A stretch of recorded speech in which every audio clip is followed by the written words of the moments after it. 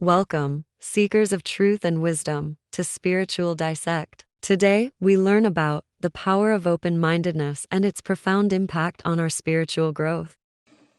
Having a mind that is open to everything and attached to nothing sounds easy until you think about how much conditioning has taken place in your life and how many of your current thoughts were influenced by geography, the religious beliefs of your ancestors, the color of your skin, the shape of your eyes, the political orientation of your parents, your size, your gender, the schools that were selected for you, and the vocation of your great-grandparents, to list only some possibilities. You showed up here as a tiny infant capable of an infinite number of potentialities. Many of your choices remain unexplored because of a hopefully well-intentioned conditioning program designed to make you fit the culture of your caretakers. You probably had next to no opportunity to disagree with the cultural and societal arrangements made for your life.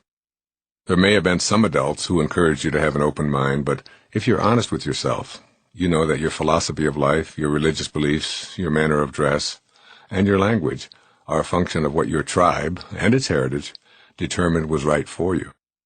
If you made any fuss about going against this preordained conditioning, you probably heard even stronger voices insisting that you get back in line and do things the way we've always done them.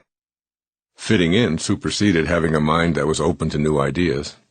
If your parents were Jewish, it's unlikely that you were raised to honor and respect the Muslim religion and vice versa.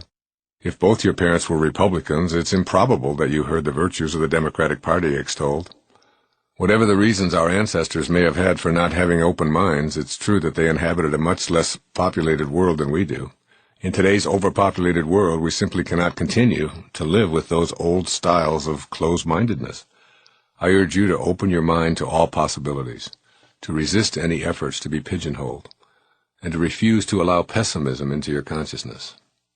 Having a mind that is open to everything and attached to nothing seems to me to be one of the most basic principles that you can adopt to contribute to individual and world peace. No one knows enough to be a pessimist. Find an opportunity to observe a tiny little green sprout emerging from a seed. When you do, allow yourself to feel the awe of what you're seeing.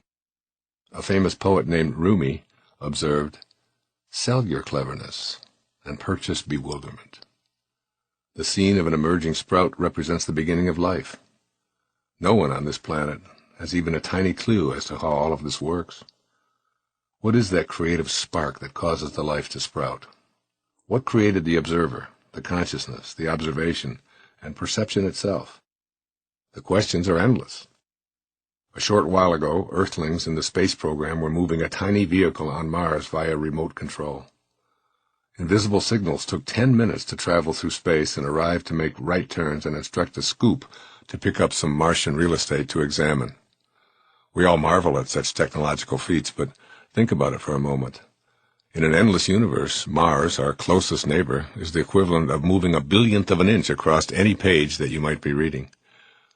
We move a little vehicle on a neighbor next door, and we're so impressed with ourselves. There are billions and billions of planets, objects, and stars in our galaxy alone. And there are uncountable billions of galaxies out there. We are a speck in an incomprehensibly vast universe that has no end to it. Think about this. If we found the end, would there be a wall at the edge of the universe? If so, who built it? Even more perplexing, what's on the other side of the wall, and how thick is it? How can anyone be a pessimist in a world where we know so little?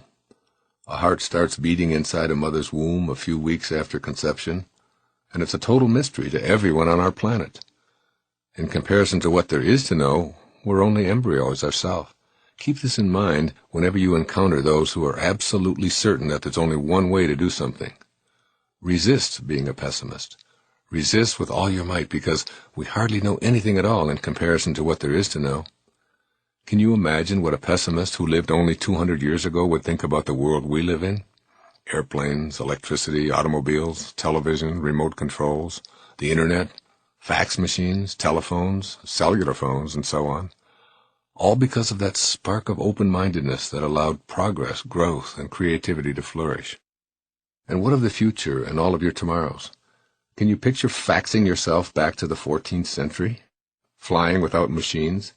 Telepathically communicating, demolecularizing yourself and rearranging yourself on another galaxy, or cloning a sheep from a photograph of a sheep? An open mind allows you to explore and create and grow. A closed mind seals off any such creative explanation.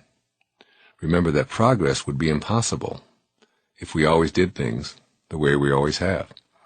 The ability to participate in miracles, true miracles in your life, happens when you open your mind to your limitless potential. Thank you for joining us today. Your support and presence mean the world to us. Let's continue this transformative journey together.